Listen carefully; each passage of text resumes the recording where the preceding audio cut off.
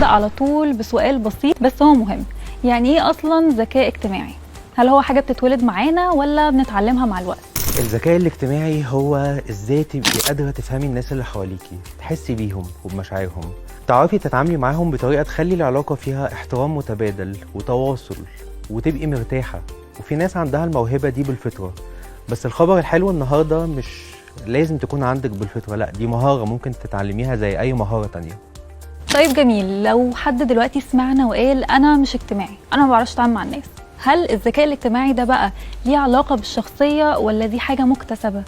أكيد طبعا، الذكاء الاجتماعي مش معناه إنك تبقى بتتكلم كتير أو دايما وسط الناس، هو معناه إنك تفهم الناس كويس، تتعامل معاهم بود، تحترم اختلافاتهم، وتعرف تبني علاقات متوازنة. حتى الأشخاص الانطوائيين يقدروا يكونوا أذكياء اجتماعيا في دوائر صغيرة، المهم الفهم مش الكم.